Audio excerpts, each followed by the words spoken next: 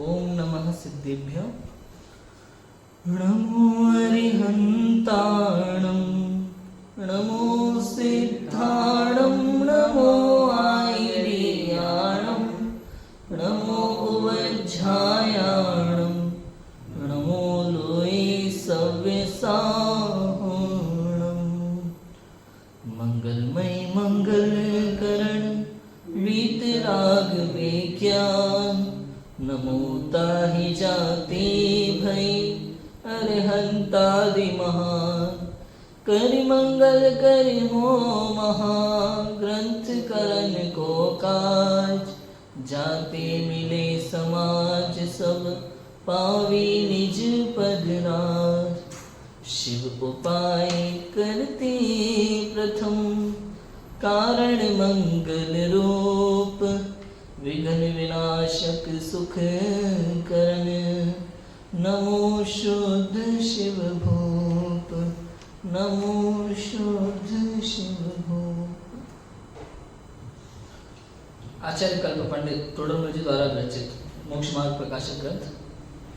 9वां अधिकार हमारा चल रहा है मोक्ष मार्ग का स्वरूप। सम्यक दर्शन ज्ञान चारित्राणी मोक्ष मार्ग है। सम्यक दर्शन ज्ञान चारित्र तीनों की एकता, उसका नाम मोक्ष मार्ग है। अब उसमें बात चल रही है सम्यक दर्शन का लक्षण। सम्यक दर्शन ज्ञान चारित्राणी मोक्ष मार्ग है ना, तो उसके पहले सम्यक दर्शन का लक्षण बताते। तो सम्यक दर्शन का लक्षण बताते समय पंडित तोडरमल जी ने एक महत्वपूर्ण बात कही थी कि भाई लक्षण निर्दोष होना चाहिए। कैसा होना चाहिए? निर्दोष। निर्दोष का मतलब अव्याप्ति, अतिव्याप्ति, असंभव, ये जो 3 प्रकार के दोष हैं, इन दोषों से रहित हो, वही वास्तव में सच्चा लक्षण होता है। किसी भी वस्तु को यदि आप लक्ष्य बनाते हैं, यदि उसके बारे में जानकारी प्राप्त करना चाहते हैं, तो उसका जो लक्षण है वो लक्षण सच्चा होना चाहिए। लक्षण अगर सच्चा नहीं होगा ना, तो कुछ का कुछ मान के बैठोगे।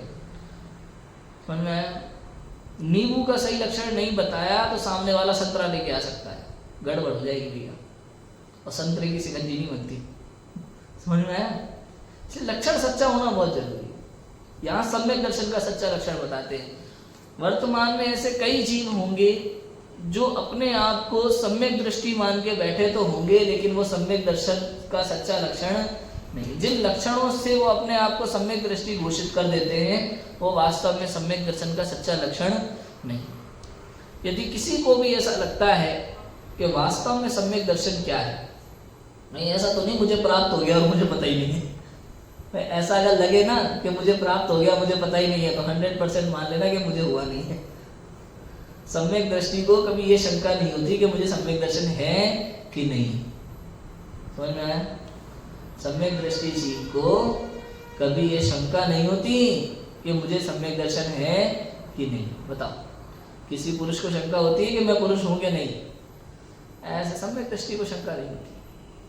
सीधी सिंपल सी बात है, अनुभव की बात है। कल बहुत सारी बातें की थी। क्या बात की थी कल हमने?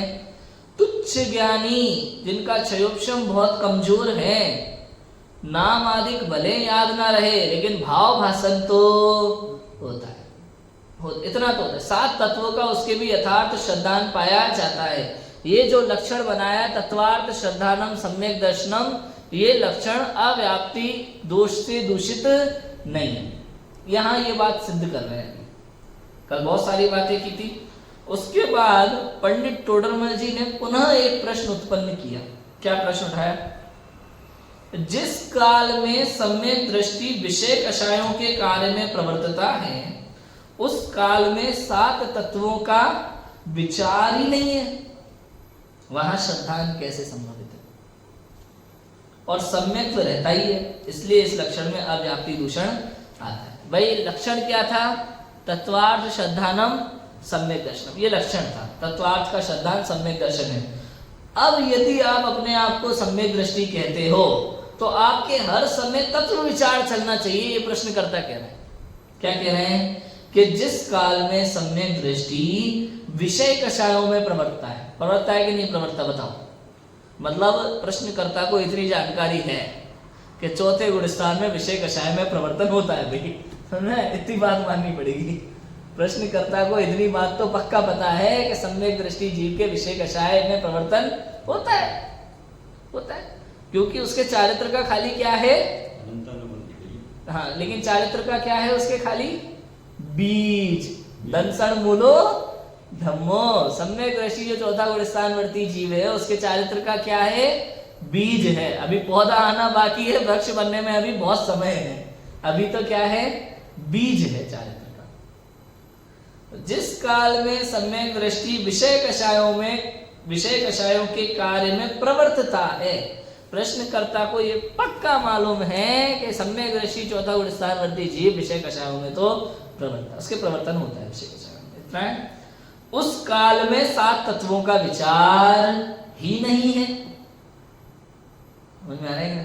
भाई रसगुल्ला खाते समय क्या विचार करता होगा बताओ, ये रसगुल्ला पुद्गल है, इसमें जो रस है वो पुद्गल है, इसमें जो शक्कर है चाशनी है वो भी पुद्गल है, खाने वाला आत्मा है क्या, कि खाने वाला भी पुद्गल है, क्या क्या विचार क्या चलता होगा बताओ रसगुल्ला खाते समय सम्यक दृष्टि जीव को, वेदन होगा। ये थोड़ी सोचने की बात है। 7 तत्वों का विचार नहीं है उस समय, और अपन ने लक्षण क्या बनाया है, तत्वार्थ श्रद्धानम सम्यक दर्शनम। वहां श्रद्धान कैसे संभवित है, और सम्यक्त्व तो रहता ही है, सम्यक दृष्टि में सम्यक्त्व है, इसलिए उस लक्षण में अव्याप्ति दूषण आता है। प्रश्न समझ में आ गया? अब इस प्रश्न का सबसे पहला उत्तर तो मैं आपको इतना बता देता हूं कि भाई सम्यक दर्शन विचार पूर्वक तो होता है, लेकिन जरूरी नहीं है हर समय उसके विचार वो वाला ही चालू रहे। विचार पूर्वक होता है, निर्णय होने के बाद उसकी प्रतीति होती है, नहीं तो है। फिर से सम्यक दर्शन विचार पूर्वक तो होता है, ये बात तो पक्की है। विचार पूर्वक हुआ ना, पहले तत्व का निर्णय किया, हे उपादेय का निर्णय होता है, विचार पूर्वक सम्यक दर्शन होता है, लेकिन जब हो जाता है तो उसकी प्रतीति होती है, हर समय विचार नहीं होता। समझ में है? सविकल्प से निर्विकल्प यही हुआ। सविकल्प से इसकी चर्चा करते हैं अपन, सविकल्प से निर्विकल्प अपन समझते हैं इसको। थोड़ा सा मैं पहले इसी बात को क्लियर करना चाहूंगा कि विचार और प्रतीति, विचार पूर्वक तो होता है लेकिन बाद में प्रतीति रहती है, इसको समझते हैं अपन थोड़ा सा पहले। राजू भाई आपने अग्नि देखी होगी अग्नि अपने जीवन में तो अग्नि जो होती है वो गर्म होती है, ठीक है, अग्नि जो होती है वो गर्म होती है। अब जब पहली बार अग्नि को देख लिया आपने ये गर्म है, तो रोज माला फेरना पड़ती होगी कि अग्नि गर्म है, अग्नि गर्म है, अग्नि गर्म है, क्या बताओ? कि अग्नि को देखने के बाद विचार करते बोले अरे अग्नि तो गर्म होती है, ऐसा कि प्रतीति में पता है, मतलब कहना पड़ता है, समझाना पड़ता है, क्या करना पड़ता है बताओ? पता है ना, पता है। पर यही एक बार विवेक पूर्वक निर्णय हो गया, विचार पूर्वक निर्णय हो गया कि ये मैं हूं, ये मैं नहीं हूं, अपने में अपनापन, पराये में परायापन, उसके बाद बार बार उसी चीज का विचार करने की जरूरत नहीं है, ऐसा होता है। पहले कार्य जब तक ना हो तब तक विचार चलता है, कार्य होने के बाद तो आनंद लिया जाता है। समझ में? रसगुल्ला बनाया हो ना, रसगुल्ला बनाने से पहले तरह तरह के विचार होते हैं, शक्कर कितनी डालना, चाशनी कितना गर्म, दुनिया भर के विचार बनाने वाले को होते हैं। खाने के बाद बताओ वही सोचता रहता है कि आनंद लेता है, उसका आनंद लेता है। ऐसे ही आत्मा के विषय में, 6 द्रव्यों के विषय में, 7 तत्वों के विषय में, 9 पदार्थों के विषय में, लाइन वो वाली जो मैंने बोली थी एक बार, वस्तु विचारत ध्यावते, विचार होता रहता है, कोई दिक्कत नहीं, और निर्णय होने के बाद में तो रस स्वादत सुख उपजे, अनुभव होता है, प्रतीति चालू रहती है। एक बार पता चल जाए, निर्णय हो जाए, उसके बाद तो क्या होता है, प्रतीति। अग्नि गर्म होती है, इसके विषय में अब हमें श्रद्धान है, श्रद्धान पता है, श्रद्धान है, बार बार बताने की जरूरत नहीं है। ऐसा समझ में आया कि नहीं आया? थोड़ा सा भी गर्म कुछ लग जाए तो तुरंत आग, अग्नि है, आग लगी है, तो ये श्रद्धा की प्रतीति चलती है बाद में। अब जो बात है सविकल्प से निर्विकल्प, ये जो निर्विकल्प का विषय है ना, ये चारित्र के खाते का विषय है, और ये सविकल्प का जो विषय है ये ज्ञान के खाते का विषय है। फिर से बोलो, ज्ञान और चारित्र। ज्ञान और चारित्र की पर्याय है अलग अलग। विकल्प सविकल्प ज्ञान जो है ना, ये ज्ञान कैसा बताया, ज्ञान का लक्षण क्या बताया, चिंतन। सविकल्पात्मक। दर्शन जो है वो होता है निर्विकल्प, ज्ञान कैसा होता है, विकल्प। सविकल्प। सविकल्प ज्ञान का लक्षण बताया। सविकल्प ज्ञान किसका होता है, छद्मस्तका के मुक्त जीवों का, बताओ। विकल्प तो छद्मस्त के ही होंगे। सविकल्प ज्ञान किसका होता है, सभी का होता है। ज्ञान का तो लक्षण ही है।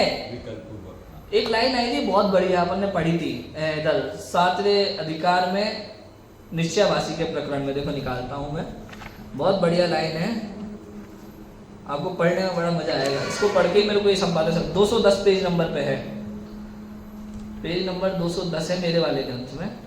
लाइन पढ़ता हूं, यहाँ लिखा है प्रश्न, यहाँ तो बहुत विकल्प हुए, निर्विकल्प संज्ञा कैसे संभव है। फिर उत्तर दिया कि निर्विचार होने का नाम निर्विकल्प नहीं है। आधी से ज्यादा दुनिया ये समझती है निर्विकल्प माने सब विचार खत्म हो जाने का नाम। पता नहीं कौन सी एक वो समय आता होगा, कौन सा एक समय आता होगा कि बिल्कुल सबसे हट करके ऐसे बैठ गए, निर्विकल्प हो गए। ऐसा नहीं है। निर्विकल्प का अर्थ होता है ये जो राग द्वेष रूपी विकल्प चलते हैं पर पदार्थों में, ये अच्छा ये बुरा, ये इष्ट अनिष्ट, ये जो राग द्वेष रूपी विकल्प चलते हैं, इन विकल्पों का जितने समय के लिए रुकना हुआ उतने समय को कहते हैं निर्विकल्प। समझ में आया क्या बोलते हैं, निर्विकल्प। निर्विकल्प में सविकल्प तो मतलब उधर विचार चालू है, विचार चालू है। ये जो विचार है ये ज्ञान की पर्याय है। विचार क्या है, ज्ञान की पर्याय है। और सविकल्प की जो बात है, सविकल्प निर्विकल्प, वहां पे जो अर्थ है वो सविकल्प, विकल्प और विचार में भी कोई ऐसा अंतर नहीं है खास। आप अगर ज्ञान को विचार कहो, विकल्प कहो तो कोई दिक्कत नहीं है। यहाँ जो निर्विकल्प का अर्थ है वो चारित्र के अर्थ में है अलग से। समझ में आ रहा है थोड़ा थोड़ा। ज्ञान का लक्षण सविकल्प, उसको विचार भी कहो तो कोई दिक्कत नहीं। समझ में आया, विचार खत्म नहीं होते अनुभूति के समय में, विचार खत्म नहीं होते। विचार जो होते हैं वो भेद रूप होते हैं। विचार कैसे होते हैं, भेद रूप होते हैं। और अनुभूति कैसी होती है, अभेद होती है। समझ में आ रहा है, विचार कैसे होते हैं, भेद रूप होते हैं। समझने के होता है ना, निर्णय होता है, विचार होता है, ये ऐसा ये ऐसा ऐसा। केवल ज्ञानी भगवान भी जानते हैं समस्त पदार्थों को, तो कैसा सब पुद्गल ऐसा जानते हैं कि उनको ये पता रहता होगा ये टेबल है, ये कुर्सी है, सारे एक बार में सभी सब जानते हैं। लेकिन ज्ञान भेद करके जानता है, खंड खंड करके। ज्ञान एक समय में एक साथ जानता है स्पष्ट रूप से, लेकिन फिर भी पदार्थों को भेद करके ही जानता है उस एक समय में भी। ये ज्ञान की क्वालिटी है ऐसी। विकल्पात्मक ज्ञान मतलब अभी चूंकि इंद्रियों 5 इंद्रियों द्वारा ग्रहण हो रहा है तो विकल्प कभी इससे कभी इससे, ये विकल्पात्मक ज्ञान। हाँ, ये जो विकल्प है ये राग द्वेष की श्रेणी में आ जाते हैं। ये भेद करके, अभी जो आप कह रहे हो ना छद्मस्त के जीव के ज्ञान विकल्पात्मक है, ये चलेगा, इसमें कोई दिक्कत नहीं। यहाँ ये छद्मस्त जीव का विकल्पात्मक ज्ञान और केवल ज्ञान का जो विकल्पात्मक ज्ञान, उसमें अंतर इसमें आएगा इसके विषय में। इसमें क्या अंतर आएगा, इसमें आएगा अभी इसके विषय में, उस पर भी अपन चर्चा करेंगे उसमें क्या अंतर आया दोनों के ज्ञान में। लेकिन यहाँ जो बात मैं कर रहा हूँ निर्विकल्प किसे कहते हैं, यहाँ जो निर्विकल्प अवस्था की बात करी है, शुद्धोपयोग की बात करी है, उसमें विकल्प का अर्थ है राग द्वेष रूप चिंतन। विकल्प का अर्थ क्या है, मतलब ज्ञान राग द्वेष मिश्रित। हाँ बस वही वैसे ही समझो, बस वही।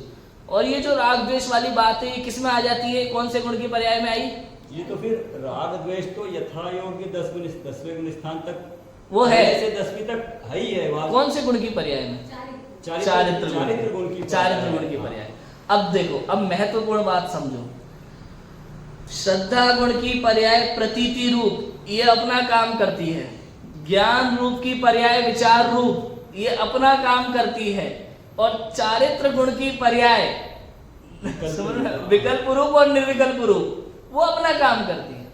बस बात समझ में आ रहा है वास्तव में क्या क्या कह रहे हैं अपन। निर्विकल्प अनुभूति के समय में जिसको हम निर्विकल्प कहते हैं, वहां निर्विचार होने का नाम निर्विकल्प नहीं है। वहां तो क्या कहते हैं कि ये जो राग द्वेष रूपी संबंधी विकल्प थे, इनका रुकना जितने समय के लिए हुआ उतने समय को निर्विकल्प अनुभूति कहा जाता है। दूसरे शब्दों में कहें, अस्थि की तरफ से कहे तो ये नास्ति कथन हुआ। अस्थि की तरफ से कहे तो जितने समय मैं ज्ञायक हूं ऐसे अनुभव में रहा, वो निर्विकल्प अनुभूति लेकिन वहां के लिए। लेकिन 10वें गुण स्थान तक यथा योग राग द्वेष तो है ही रहता है ना, विकल्प रहता। तो रहे, निर्विकल्प कैसे होगा? विकल्प तो रहेंगे राग द्वेष की अपेक्षा से यथा योग्य कितने बिल्कुल भी कष्ट। बिल्कुल बिल्कुल बिल्कुल निर्विकल्प तो फिर 11वें गुण स्थान में कहा जाएगा निर्विकल्प तो। बिल्कुल पूर्ण रूप से 11वें गुण स्थान में ही शुद्धोपयोग कहा है। जब तक कषाय है तब तक उसको शुद्धोपयोग कहा ही नहीं, यहाँ अपेक्षा से कथन है। भूमिका अनुसार, हीन भूमिका में, निचली भूमिका में, उसकी भी बात आएगी अभी निचली दशा में। ये देखो ये प्रश्न उठाया यहाँ पे नेक्स्ट पेज पे, इसकी भी अपन चर्चा करेंगे वहां पे क्या है।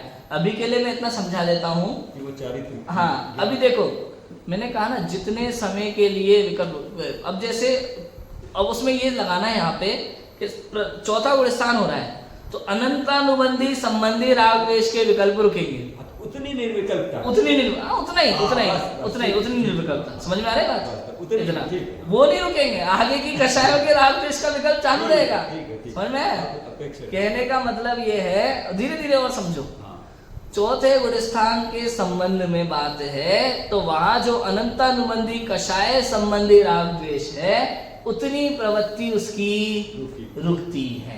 इसी उतना ही है, बस उतना ही निर्विकल्प, उसी को निर्विकल्प, उतना ही निर्विकल्प का।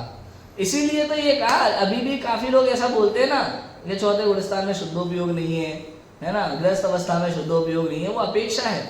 यदि आप कर्णानियोग उठा के देखोगे तो कर्णानियोग में यही है, जब तक यथाख्यात चारित्र नहीं है, संज्वलन लोक का अंश भी जब तक बाकी है तब तक पूर्ण शुद्धोपयोग नहीं स्वीकारा वहां पे। निचली भूमिका का शुद्धोपयोग अलग है, वो 10वें गुण स्थान का शुद्धोपयोग अलग है भाई साहब। समझ में आई बात? इसमें बड़ा अंतर है, गुणस्थान प्रमाण है।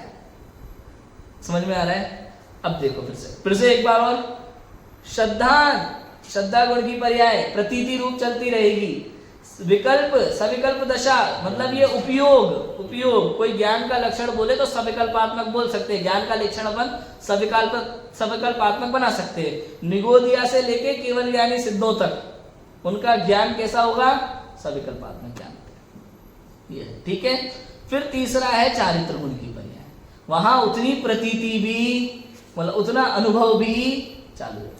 जितने जितने अंश में कषाय का अभाव हुआ उतने उतने अंश में वहां शुद्धता प्रकट होती है। वो जितने जितने अंश में शुद्धता प्रकट होती है ना उतने उतने अंश में उसको निर्विकल्प अनुभव कहा गया। समझ रहे हैं? ऐसा है।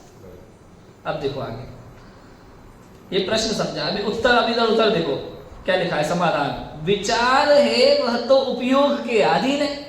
फिर से विचार किसके अधीन है? उपयोग क्या है? उपयोग क्या है? ज्ञान हो गया, ज्ञान दर्शन के व्यापार को उपयोग कहते हैं। तो ये तो उपयोग, ये ज्ञान में चला गया। अब देखो अनुभव होता है चारित्र में, जब हम लगाते ना निर्विचार वहां तो वहां वो चारित्र समझ लेते हैं इसको विचार को, जबकि विचार चारित्र के खाते में नहीं है, विचार किसके खाते में? ज्ञान के खाते में। यहाँ समझना पड़ेगा कि तीनों गुण की एक पर्याय अपनी अपनी पर्याय एक साथ काम कर रही होती है। कर रही होती है कि नहीं कर रही होती? बताओ। जैसे सब्जी होती है ना, सब्जी में नमक है, मिर्ची है, हल्दी है, धनिया है और भी जो है।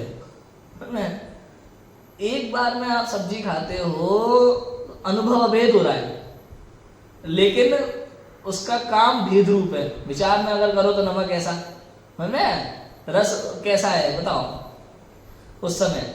अब नमक अपना काम कर रहा है, मिर्ची अपना काम कर रहा है, हल्दी अपना काम कर रहा है, धनिया अपना काम कर रहा है, सभी अपना अपना काम कर रहे हैं एक ही समय में, और स्वाद में अनुभव में अभेद। लेकिन जब आप कहो कि इसे नमक चेक करके बताओ, नमक चेक करके बताएगा भाई थोड़ा खा रहा है कि कम है, तो अच्छा मिर्ची, अब वो तो ध्यान ही नहीं दिया।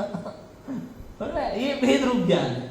ऐसा तो वो दोनों तीनों का काम एक, क्योंकि अगर हाँ। अलग अलग पता लग रहा है वो ज्ञान का काम हो रहा है, ज्ञान का काम हो रहा है, वो चारित्र का वो चारित्र का काम। बस अनुभव में जो हो रहा है वो चारित्र का काम, वेदन जो है वो चारित्र के खाते में है, और जो विचार चल रहा है इधर वो सारा क्या है? ज्ञान के खाते। ऐसा है। मतलब देखा जाए तो ज्यादा डिफिकल्ट नहीं है, बस अपने अपने गुण प्रति समय अपना अपना कार्य अपने तरीके से कर रहे हैं, बस उसको थोड़ा समझने की बात है।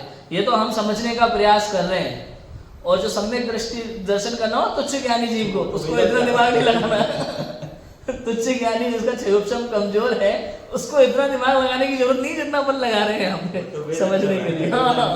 वो तो अनुभव में आ गया, काम हो गया। ऐसा है। देखो इसलिए अब देखो, विचार है वह तो उपयोग के अधीन है, जहां उपयोग लगे उसी का विचार होता है।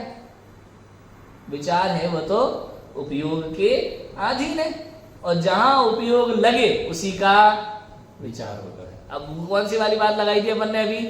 नमक, नमक बताना उपयोग कहाँ लग गया? नमक में। तो विचार किसका हुआ? वेदन में क्या आया? वेदन में पूरा आता है, लेकिन विचार में क्या आ रहा है? नमक, क्योंकि उपयोग वहां लग गया अभी। ऐसा है, समझ में आ रहा है? ऐसा है। तथा श्रद्धान है सो प्रतीति रूप है, वहां श्रद्धान अपना काम कर रहा है। श्रद्धान में प्रतीति है, भाई सब्जी है लौकी की, बढ़िया घिया की सब्जी, प्रतीति श्रद्धान सब्जी है। इसलिए अन्य घिये का विचार होने पर व सोना आदि क्रिया होने पर तत्वों का विचार नहीं है, तथापि उनकी प्रतीति बनी रहती है, नष्ट नहीं होती, इसलिए उसके सम्यक्त्व का सद्भाव है। किसके सद्भाव है? कि जिसका इस समय तत्वों का विचार नहीं चल रहा है, विषय कषायों में प्रवर्तन चल रहा है, उसके भी सम्यक्त्व का सद्भाव है, क्योंकि श्रद्धा अपना काम कर रही है, ज्ञान अपना काम कर रहा है, और चारे तरफ अपना काम कर रहा है। मन में आया कि नहीं आया? यहाँ विषय कषाय में प्रवृत्ति हो रही है, अनंत अनुबंधी छोड़ करके बाकी की विषय कषाय में प्रवृत्ति चालू है, उसमें क्या है? और चूंकि दर्शन मोह का अभाव है, इसलिए उसे प्रतीति है, आत्म तत्व की प्रतीति चालू है। एक बार अनुभव हो गया ना, अनुभव हो गया तो प्रतीति चालू है आत्म तत्व की। निर्णय हो गया मैं ज्ञायक हूं, मैं ध्रुव हूं, मैं चैतन्य हूं, मैं परमात्मा हूं, मैं ही भगवान हूं, ऐसा निर्णय हुआ, अनुभव हुआ एक बार। और ऐसे ज्ञायक के अवलंबन से जब दर्शन मोह और अनंतानुबंधी का अभाव हो गया, उस समय भले सामान्य प्रवृत्ति चल रही हो, विषय कषायों में प्रवर्त रहा हो, बढ़िया मजे लेके रसगुल्ला खा रहा हो, मजे लेके रसगुल्ला खा रहा हो, लेकिन उस समय भी उसकी प्रतीति बराबर श्रद्धा गुण अपना काम करता है। ऐसा है, समझ में आ रहा है कि नहीं आ रहा? सोने रूप है, हाँ उसकी बात करते हैं, हाँ इसकी बात करना है। इसलिए अन्य क्रिया का विचार होने पर व सोना आदि क्रिया होने पर, अब यहाँ सोने का मतलब गोल्ड नहीं है भाई साहब, यहाँ सोने का मतलब है शयन। हाँ शयन। समझ में आया? तो सोना आदि क्रिया होने पर तत्वों का विचार नहीं है। अब सो रहा है उस समय क्या विचार हो? उस समय उसके किसी तत्व का विचार नहीं है। सपना आ रहा है तो कोई सा भी आ रहा है, पता नहीं कौन बुरे से बुरा विचार चल सकता है भाई सब सपनों में, कोई रोक टोक नहीं है।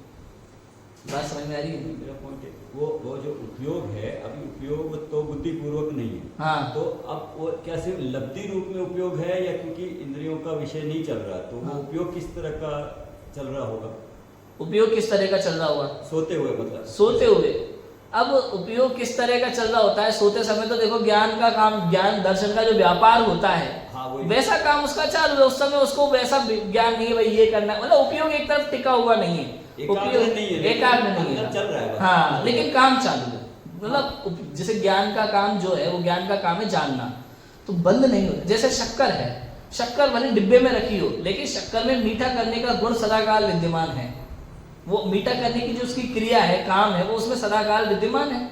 ऐसे ही भले आप सो रहे हो, आत्मा बेसुध सो रहा हो, लेकिन ज्ञान का काम बराबर जानना चालू होता है। एक और चीज से पता चलता है, जैसे ही किसी ने अपना नाम लेकर के पुकारा, तो मतलब ज्ञान अपना काम है। बस ये है कि किसी एक विषय पे, मतलब जो जैसे अपन वर्तमान में जितना दिमाग चलाते हैं, विकल्पों को घुमाते हैं, वैसा वहां नहीं होता, वहां थोड़ा उससे चेंज होता है, इतना अंतर है। अब एग्जैक्ट आप ये सोचोगे सोते समय एग्जैक्ट में क्या है, केवल ज्ञान का विषय। काफी चीजें ऐसी होती है जिनके बारे में हम ज्यादा बात नहीं कर सकते। बात समझ में आ रही है? तो ऐसा है।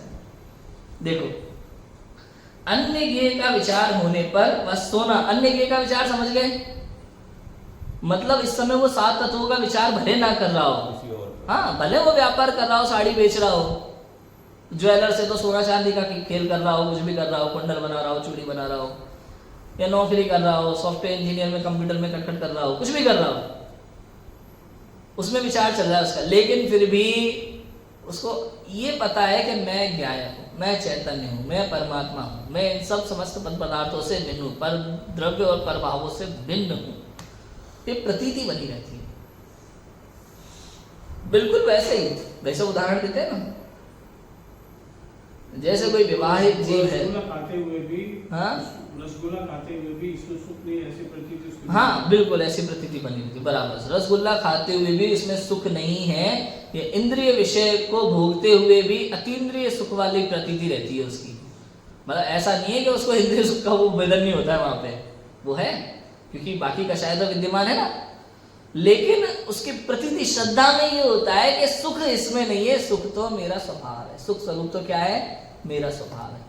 मैं बता रहा था प्रतीति बिल्कुल वैसा जैसा विवाहित जीव को प्रतीति होती है कि मैं विवाहित हूं, मैं विवाहित हूं, उसको बार बार विचार नहीं करना, अब मेरी तो शादी हो गई, अब मेरी तो शादी हो गई, मेरी तो शादी हो गई, मारा फेरो, मेरी तो शादी हो गई, मैं तो विवाहित हूं। ऐसा नहीं, उसको बार बार सोचना नहीं पड़ता। एक बार विवाह हो गया ना, अनुभव हो गया मेरा विवाह हो गया, पर अब उसको बोलना नहीं पड़ता, सोचना नहीं पड़ता, कहना नहीं पड़ता, विवाहित बने विवाहित, प्रतीति में चालू है। ऐसे ही एक बार ये निर्णय हो गया मैं ज्ञायक चैतन्य परमात्मा हूं, उसके बाद वो प्रतीति उसकी चालू है। कब तक चालू है? जब तक गुलिस्तान नहीं गिरता है तब तक चालू है। ये मत सोचना एक बार सम्यक दर्शन हो गया तो फिर प्रतीति चालू ही रहेगी। गुलिस्तान गिरने के बाद वापस में क्या दृष्टि हो सकता है, इसके विषय में बात की थी अपन ने बहुत सारी। अग्नि का उदाहरण देने के बाद भी ये बात जब प्रश्न उठ के आया था तब इसके विषय में हमने चर्चा की थी बहुत सारी, पहले 7वें अधिकार में बहुत सारी बातें की है इसके विषय में हमने, सम्यक तो सन्मुख मिथ्या दृष्टि वगैरह के प्रकरण में, कि भाई अनुभव होने के बाद में फिर कैसे ऐसा हो जाता है। तो उसके लिए मोह का उदय, तीव्र मोह के उदय में इस तरह की भावना होती है, ऐसा भूल जाता है। जैसे उदाहरण से समझे अपन, जैसे कोई शराबी व्यक्ति है, उसे पता है कि मैं विवाहित हूं, हो सकता है शराब पीने के बाद उसे पता पर मैं अनुभव का प्रश्न ना, जब अपन अनुभव की बात होती है तो अपन कहते भाई एक बार आंख को छू लिया उसके बाद तो 100% चाहे दुनिया इधर से उधर हो जाए, अपन जानते हैं अग्नि तो गर्म है। लेकिन एक काल ऐसा होता है जैसे ही कोई शराबी व्यक्ति खूब नशे में खड़ा हो तो उसके सामने कोई कंडीशन आ जाए तो उसकी किसी बात का भरोसा नहीं है भैया। वो हाँ माँ को बहन पता है, प्रतीति में है ये मेरी माँ है, ये मेरी सिस्टर है, ये मेरी वाइफ है, सब पता है उसे प्रतीति में। लेकिन शराब के नशे में वो पत्नी को माँ कह देगा, माँ को पत्नी कह देगा। उसको पता है घर स्थित रहता है, घर नहीं हिलता, लेकिन शराब के नशे में उसे लगता है घर हिल रहा है समझ में? तो ऐसे ही होता है, अनुभव होने के बाद प्रतीति पक्की है मैं ज्ञायक हूं, चैतन्य परमात्मा हूं, लेकिन दोबारा यदि मोह की मदिरा पी ली तो मोह की मदिरा के नशे में फिर से उल्टा सीधा बकेगा, फिर से उसे रसगुल्ले में सुख नजर आएगा, फिर से उसे विषय कषायों में प्रवर्तन में मजा आएगा। प्रवर्तन एक चीज है, आनंद एक चीज है। विषय कषायों में प्रवर्तन मिथ्या दृष्टि के भी है और सम्यक दृष्टि के भी है, लेकिन मिथ्या दृष्टि मजा लेता है, सम्यक दृष्टि आनंद लेता है। कितना बड़ा अंतर है बताओ भैया। ये जो आनंद की बात है ना, आनंद लेना, आनंद ध्रुव का आनंद लेना ज्ञाय का, यहाँ पे विषय कषायों में प्रवर्तन करते समय भी जो आनंद की बात है वहां आनंद ध्रुव का होना चाहिए, ज्ञायक का होना चाहिए। ऐसा नहीं कि विषय कषाय का ही आनंद लेने लगे, वो मिथ्या दृष्टि हो जाएगा, फिर नहीं समझ में आया। ये जो आनंद आ रहा है, आनंद तो सुख गुण की पर्याय है, तो क्या सुख गुण का परिणाम है विभाव रूप? हाँ बिल्कुल 100% सुख रूप का, सुख गुण का तो विभाव रूप परिणाम है। तो फिर ज्ञानानंदी स्वभाविक क्यों कहते हैं? हाँ ज्ञानानंदी स्वभाविक क्यों कहते हैं? ज्ञानंद, क्योंकि ज्ञान और आनंद दोनों स्वभाव ही है हमारा। लेकिन ज्ञान का स्वभाव तो प्रति समय ज्ञान रूप ही परिणमन करता है, कभी विभाव रूप अलग अलग गुण है ये दोनों, अलग है। तो फिर ज्ञानानंद स्वभाव में स्वभाव, ज्ञान का स्वभाव देखने रूप जो प्रति समय हर एक को मिथ्यात्व से वो ज्ञान रूप स्वभाव रूप परिणमन होता है, लेकिन सुख हर वक्त स्वभाव रूप परिणमन नहीं होता है। तो ज्ञानानंद स्वभाविक क्यों? देखो ज्ञान भी है, आनंद भी है, दोनों अलग अलग, आनंद और सुख है ना, ये सुख गुण की पर्याय की है। अब जैसे ज्ञान भी विभाव रूप परिणमन होता है, सुख का भी विभाव रूप परिणमन होता है। ज्ञान तो विभाव रूप नहीं होता, कुमति ज्ञान कहने में आता है, फिर भी ज्ञान तो सुख के विषय में भी वैसा ही है, सुख के विषय में भी वैसा ही समझना। बिल्कुल जैसे ज्ञान का हमने कह दिया भाई वो विभाव रूप हमें कहने में आता है, वैसा ही सुख का भी है। तो बट कहा ना कि अगर मैं मेरे को स्वाध्याय करने में मजा आ रहा है, मैं अनंत काल तक यही करता हूँ, लेकिन वो सम्यक दर्शन रूप नहीं, वो एक्चुअल में सुख नहीं है। क्योंकि मजा स्वाध्याय का आ रहा है, मतलब शास्त्र का आ रहा है, हाँ, आत्मा का नहीं आ रहा। आत्मा का नहीं आ रहा है। हाँ। बट वो कह रहे कि सुख हूँ, मैं सुखी हूँ, मेरे को क्या। वो कहने वाला कुछ नहीं, जब तक ये वो नहीं कहता। पंडित जी की भाषा में क्या कहता है, ये मोह कहता है, ये वो नहीं कहता। ये कौन कहता है, ये मोह कहता है। समस्या है, जब तक दर्शन मोह है तब तक ये भाषा है इसकी जी की। और जिसको सम्यक दर्शन होता है वो इस तरह की भाषा नहीं करता। वो शास्त्र पढ़ते समय भी जो कहने में हो सकता है उसकी भाषा में भी ये शास्त्र में आनंद है, ये कहने रूप भाषा पूरी व्यवहारिक है, उसमें कोई दिक्कत नहीं है। सम्यक दृष्टि भी अगर बोले शास्त्र में आनंद है तो कोई बड़ी बात नहीं, व्यवहारिक भाषा है। लेकिन आनंद तो आत्मा का ही है, क्योंकि शास्त्र में ज्ञान नहीं, शास्त्र में आनंद नहीं। ज्ञान आत्मा में है, आनंद भी आत्मा में। मैं ही ज्ञान स्वरूप हूँ, मैं ही आनंद स्वरूप हूँ, मैं ही सुख का साधन हूँ। आनंद तो उस समय उसको खुद का ही आता है, हाँ। तो दूसरे पर आरोपित करता है, आरोपित करता है, वो मोह करता है। ये जो है ना विषय कषाय में प्रवर्तन वगैरह का भी आनंद, बिल्कुल जो पंडित टोडरमल जी का दूसरा कुत्ता, तो कुत्ते का हाँ हड्डी वाला। पंडित टोडरमल जी के टोटल 3 कुत्ते हैं ना एक लाठी को काटने वाला, एक हड्डी चबाने वाला, एक बैलगाड़ी के नीचे चलने वाला 3 कुत्ते हैं। तो जो हड्डी चबाते समय उसको समझ में, हड्डी चबाते समय जो खून निकलता है जबड़ों में से, उसको लगता है कि हड्डी में से सुख आ रहा है। ऐसे ही मिथ्या दृष्टि अज्ञानी जीव को लगता है रसगुल्ले में से सुख आ रहा है, टीवी में से सुख आ रहा है, मोबाइल में से सुख आ रहा है, फिल्म में से सुख आ रहा है, सिनेमा हॉल में से सुख आ रहा है, पर्यटन स्थलों में से सुख आ रहा है, पौंडीचेरी के समुद्र में से सुख आ रहा है उसे यही लगेगा। लेकिन वास्तव में उस समय आनंद तो आनंद अंदर का ही है, उसके ही आनंद का है, सुख स्वभाव का है, ज्ञान का आनंद है, जानने का आनंद है। मैं कभी कभी सोचता था, मैं आपको बताता हूँ, मैं कभी कभी सोचता था बचपन में कि यार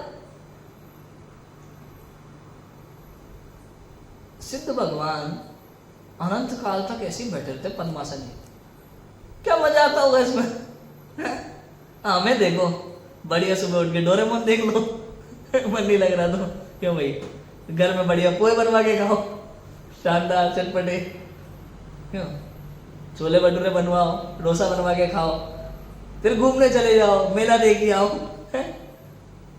तीर्थ यात्रा कर लो, मतलब तरह तरह का हम कितना कुछ कर सकते हैं मजे के लिए, आनंद के लिए। और वो सिद्ध भगवान, लोग कहते हैं भगवान बनो, भगवान वो बैठे पद्मासन अनंत काल तक, बोर हो जाएंगे ऐसे खुद बैठेगा, क्या मजा आता होगा। बहुत विचार किया, चिंतन जैसे जैसे पढ़ते गए समझ में आता गया कि भैया अभी भी जो आनंद आ रहा है वो आनंद जानने का है। अज्ञान का दूसरा नाम दुख है और ज्ञान का दूसरा नाम ही सुख है। नहीं जानने का दुख है जीव को और जानने का सुख है। थोड़ा समझे। और मान लो रोड पे एक्सीडेंट हुआ है, बड़ी जल्दी में आपको कहीं जाना है, बहुत जल्दी में कहीं जाना है, रोड पे एक्सीडेंट हुआ है। वहां से निकलते समय मन नहीं मानता जब तक पता नहीं चल जाए आखिर भीड़ क्यों लगी है भीड़ इकट्ठी हो ना, भीड़ इकट्ठी हो गई।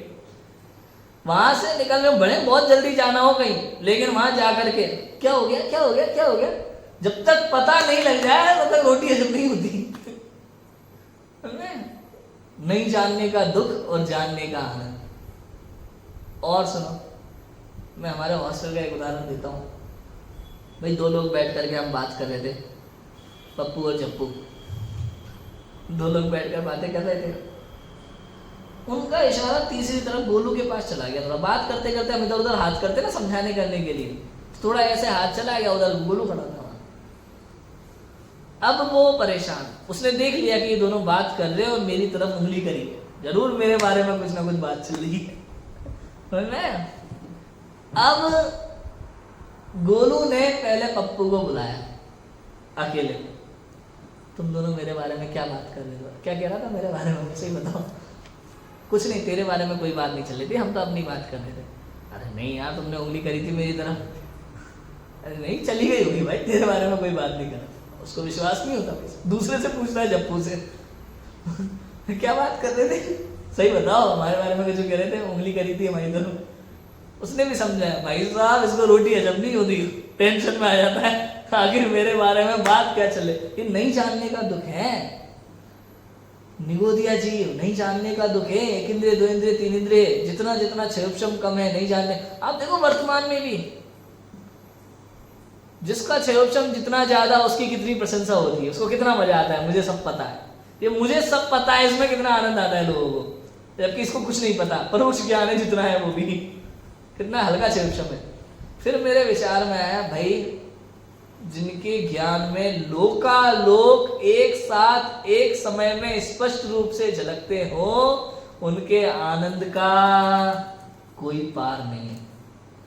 वास्तव में जानने का आनंद है। मुझे कुछ जानना हो तो यहां से उठ के वहां जाना पड़ेगा, वहां के बारे में जानना हो तो। पीएचडी करने के लिए कुछ पढ़ना लिखना हो, कितना सारा पढ़ाई लिखाई है, कितनी मेहनत है, मतलब मुझे ये सब जो घूमना फिरना ये सब लग रहा है, काय के लिए कर रहे हैं? जानने के लिए। क्रिकेट खेलते समय भी शरीर अपना काम करता है, मेरा काम तो मात्र उस समय क्या होता है, जानना। खाते समय मेरा काम क्या है, जानना। घूमते समय मेरा काम क्या है, जानना। यदि आप अपने आप को आत्मा अनुभव करते हो तो ये बात प्रतीति में आना चाहिए कि मेरा काम तो मात्र जानना है, कुछ करना धरना नहीं है, और जितना भी आनंद है वो जानने का है। जो अब वीतरागता है 12वें गुण स्थान में यथाख्या चारित्र हुआ, तो राग द्वेष अनाकुलता रूप सुख का लक्षण है। अब वहाँ वीतरागता प्रकट हुई तो वहाँ सुख प्रकट हो गया, उसको वीतरागता कहें, वो अनंत सुख नहीं, अनंत सुख 13वें गुण स्थान में कहा। और वीतरागता प्रकट होने के बाद एक अंतर मुहूर्त रहता है समय, तो वो वीतरागता प्रकट हुई तो वहाँ सुख प्रकट हो गया ना। तो अब जो कह रहे हैं कि ज्ञान के कारण सुख प्रकट हुआ, मतलब वीतरागता प्रकट हुई तो सुख रूप प्रकट हो गया ना। हाँ, तो जितनी कषायों का अभाव हुआ, उस कषाय के अभाव पूर्वक सुख प्रकट हुआ। हाँ, तो अनंत सुख इसलिए नहीं कहा क्योंकि उतना नहीं प्रकट हुआ, इसलिए तो वहां 12वें गुण स्थान में सुख प्रकट कहा, अनंत सुख नहीं कहा। लेकिन अब जब वीतरागता प्रकट हो गई है तो कषाय तो बाकी नहीं रही ना, सारी कषाय का क्षय तो हो गया। इसीलिए तो कहा ना, जानने का नाम, जानने का आनंद है, लोकालोक को जानने का आनंद है। हालांकि वास्तव में तो जानने का, आत्मा को जानने का ही आनंद है। हाँ, वही मैं कह रही थी हाँ। कि जानने का आनंद है, आप कह रहे हैं सिद्धों को, पर हाँ। सिद्धों को वास्तव में जानने का आनंद नहीं, लोकालोक को नहीं, अपने को जानने का आनंद है। बिल्कुल बिल्कुल, अपने को जानने का ही आनंद है, ये समझाने की एक शैली है। उनका तो कहीं ध्यान भी नहीं है ना। हाँ, बिल्कुल बिल्कुल बिल्कुल। लेकिन ये मैं अपने उससे बता रहा हूँ कि मैंने इस चीज को कैसे समझा, कि जिस तरह से हमको थोड़ा थोड़ा जानने का आनंद आता है, जिनके ज्ञान में लोकालोक झलक रहे हो उसका आनंद, मुख्य रूप से अगर इसको आत्मा की दृष्टि से, अस्थि से देखेंगे तो उसमें वैसा ही है कि अंदर में पूर्ण रूप से जब कर्म का अभाव होता है, चार घाती कर्मों का अभाव हुआ या विशेष रूप से मोहनीय कर्म का अभाव हुआ, तो उसको पूर्ण सुख प्रकट होता है। बट कहने में फिर ज्ञान के साथ आया, ज्ञान के साथ आया, क्योंकि 12वें में अनंत सुख नहीं बस कहा। बस 12वें में अनंत सुख नहीं कहा, इसलिए उसका गुणस्थान का समय भी उत्कृष्ट काल अंतर मुहूर्त है, तो इसलिए। केवल ज्ञान भी तो एक पर्याय ही है, ऐसा कहते हैं। हाँ केवल ज्ञान भी तो एक पर्याय ही है। हाँ, केवल ज्ञान एक पर्याय, एक समय की। मतलब वो फिर वही सुख का कारण है, ऐसा नहीं नहीं नहीं, केवल ज्ञान गलती से भी सुख का कारण नहीं है, वहां आनंद ज्ञान का है। अब देखो, ज्ञान जो है वो साम्राज्य है, ज्ञान निधान है, साम्राज्य है। केवल ज्ञान उस ज्ञान की एक समय की पर्याय है, लेकिन जो अनुभव होता है, वेदन जो होता है वो पर्याय में होता है, इतना है। वेदन जो होता है, अनुभव किसमें होता है, कार्य पर्याय में, वो पर्याय में होता है। और किसका होता है, स्वयं वो ध्रुव का होता ध्रुव है, का होता है। अनुभव ध्रुव का होता है। होता किसमें है, पर्याय में होता है। तो वहां एक समय की पर्याय ध्रुव स्वभाव को लक्ष्य बनाती है, समझे, ध्रुव स्वभाव के आश्रय से प्रकट होती है, और उसी पर्याय में लोकालोक झलकते भी हैं। अब इस समय ये जो केवल ज्ञान पर्याय तो ज्ञान की पर्याय है, लेकिन उसी समय में वीर्य अपना काम करता है, सब वीर्य, पूर्णता को समझ, प्राप्त उसी हुआ। समय वीर्य गुण अपना काम करता है, और इसी समय में सुख गुण अपना काम करता है। समझ में, कहने का अर्थ ये, अभी तो थोड़ा समझने में अपन को डिफिकल्ट जैसा लग रहा है, लेकिन मूल बात यह है कि कहीं ना कहीं ऐसा संबंध है कि जब सारे गुण एक साथ अपना अपना काम करते हैं तब उसका आनंद है। बात समझ में आ रही है? अब जब एक गुण की तरफ से अपन बात करते हैं समझने के लिए, तो अपन को ऐसा लगता है यार ऐसा कैसे, लेकिन आपको समझना पड़ेगा यहाँ पे कि सारे गुण जब अपना अपना काम करते हैं तब उस तरह का वो अभेद अनुभव में आता है। अभी क्लियर है? मेहनत मुकेश थोड़ा होगा कोई बात नहीं, लेकिन मजा आएगा। ये आनंद ऐसा ही है भैया, गजब है। देखो अब इसके लिए उदाहरण देते हैं यहाँ पे। तो यहाँ पर भी वही है, जितना जितना ज्ञान निर्मल हो रहा है उतना उतना आनंद। हाँ और क्या, चाहे पूरा ना हो, लेकिन बस, जितना बस। ज्ञान निर्मल हो रहा है। और देखो ये सब जो बातें अपन कर रहे हैं, पढ़ रहे हैं, समझ रहे हैं, ये सब विचारात्मक शैली है, उपदेश शैली है, समझने के लिए मेहनत है और कुछ नहीं है। बाकी जब आनंद आता है ना तो बस आनंद आता है, उसमें ये सब नहीं होता है फिर। सो है। कुल मिला के बाद देखो मेहनत है, ये तो सब कर रहे हैं अपन, कोई दिक्कत नहीं है। ये तो अपन के पास करना चाहिए, ये करना चाहिए। क्या कहा था आज? उपयोगी है। उपादेय तो वो आनंद है, लेकिन ये उस आनंद की प्राप्ति के लिए आपको ज्ञान दिया जा रहा है कि वो आनंद क्या है। समझ में आया? अब आनंद समझने की चीज नहीं है भाई साहब, वो तो वेदन की, वो तो अनुभव की चीज है, लेकिन अपन समझने का प्रयास कर रहे हैं।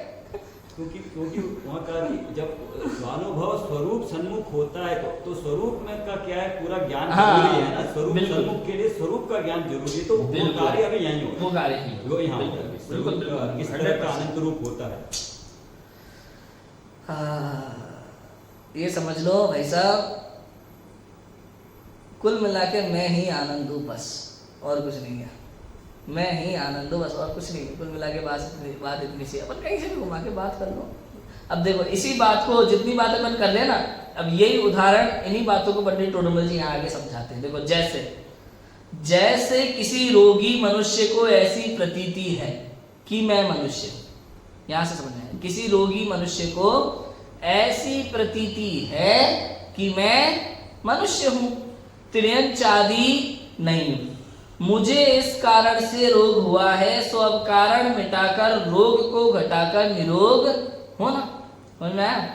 ये प्रतीति है मनुष्य को प्रति बुखार आ रहा है, बीमार मनुष्य है तो उसको ये प्रतीति होती है, श्रद्धान होता है कि मैं बीमार हूँ, मैं रोगी हूँ। त्रियंचादिक नहीं हूँ ऐसा तो नहीं है ना, त्रियंचादिक नहीं, मुझे इस कारण से रोग हुआ है।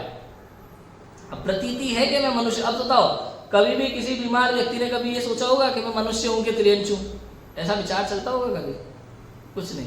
लेकिन उसके विचार ना चलने से उसके मनुष्यत्व में कोई दिक्कत आ रही है कि नहीं आ रही? ऐसे ही सम्यक दृष्टि जीव के भले तत्वार्थ का विचार ना चले, लेकिन उसकी प्रतीति में उसका वेदन चालू है। हाँ, वितराग परिणति चालू है, ऐसा। अब देखो, इसलिए सो अब कारण मिटाकर रोग को घटाकर निरोग होना है। ये समझता है कि मुझे किस कारण से रोग हुआ है, उस कारण को हटा करके रोग को मिटाना है। तथा वही मनुष्य अन्य विचार आदि रूप प्रवर्तता है, तब उसको ऐसा विचार नहीं होता, परंतु श्रद्धान ऐसा ही रहा करता है। भले कैसा ही विचार करे, लेकिन श्रद्धान तो इसी प्रकार का रहता है। उसी प्रकार आत्मा को ऐसी प्रतीति है कि मैं आत्मा हूं, पुद्गल आदि नहीं हूं, मेरे आश्रव से बंध हुआ है। मतलब क्या है? कारण, मुझे इस कारण से रोग हुआ है, मेरे आश्रव से बंध हुआ है। अब कारण मिटाकर रोग कटाकर निरोग होना है। सो अब संवर करके निजरा करके मोक्ष रूप होना। ठीक है, ये सांगोपांग उदाहरण हो गया।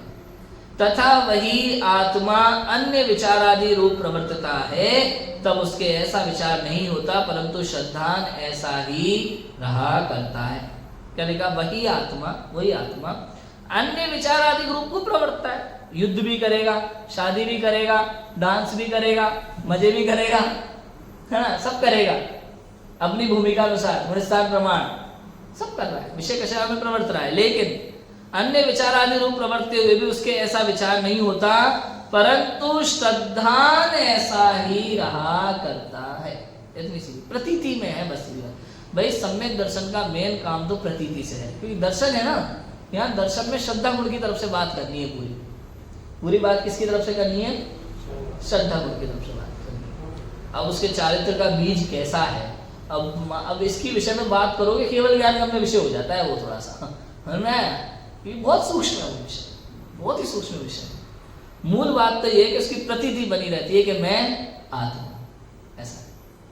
ठीक है, फिर प्रश्न है कि ऐसा श्रद्धान रहता है तो बंद होने के कारणों में कैसे प्रवर्तता है। भाई ऐसा श्रद्धान अगर उसके है कि मैं आत्मा, तो बंद होने के कारणों में कैसे प्रवर्तता है। फिर देखो उत्तर, जैसे वही मनुष्य किसी कारण के वश रोग बढ़ने के कारणों में भी प्रवर्तता है, व्यापार आदि कार्य व क्रोध आदि कार्य करता है, तथापि उस श्रद्धान का उसके नाश नहीं होता, उसी प्रकार वही आत्मा कर्मोदय के निमित्त के वश बंद होने के कारण में भी प्रवर्तता है, विषय सेवनादि कार्य व क्रोधादि कार्य करता है, तथापि उस श्रद्धान का उसके नाश नहीं होता। इसका विशेष निर्णय आदि करेंगे। जैसे देखो, डायबिटीज का मरीज है, उसको पक्का पता होता है कि मुझे डायबिटीज है। लड्डू खाने से बाज नहीं आता भाई साहब, रसगुल्ला खाने से बाज नहीं आता, समोसा खाने से बाज नहीं आता, समझ में। कोई भी डायबिटीज का मरीज है, उसको पक्का पता है कि मुझे डायबिटीज है, मुझे शुगर नहीं खाना है, मुझे रसगुल्ला नहीं खाना, मुझे मीठा नहीं खाना, मुझे तले हुए पदार्थ नहीं खाना, पक्का उसको 100% मालूम है, लेकिन फिर भी खा लेता है। क्या करें, श्रद्धा में कोई गड़बड़ नहीं है, लेकिन भाई साहब मैं, अच्छा बताओ, डायबिटीज का मनुष्य यदि रसगुल्ला खा ले तो कमी कहाँ देखनी है, श्रद्धा में कि चारित्र में? समझ में आया कि नहीं आया? उसके श्रद्धा में कहीं कमी नहीं है कि मुझे डायबिटीज है, श्रद्धा तो सतत चल रही है, श्रद्धा सतत चल रही है मुझे डायबिटीज, राग राग देश, वो चारित्र का मैं लेवल पहुंच गया। समझ, यही बात कह रहे हैं। यहाँ क्या बंद के कारणों में क्यों प्रवर्त रहा है, जब मालूम है श्रद्धा पक्की है तो फिर क्या वो बंद कर रहा है। तो उसका उत्तर दे रहे हैं कि भाई जैसे मनुष्य पता होता है कि रोगी है, फिर भी काम का रोग का जो है कारण है उसको प्रवर्तन करता है, ऐसे ही आत्मा है। उसी प्रकार कर्मोदय के निमित्त, कर्मोदय के वश से, वो लोभ के वश से ऐसा करता है, उसके स्वाद के रसना इंद्रिय के वश होकर के वो मिठाई वगैरह खाता है, डायबिटीज वाला जीव।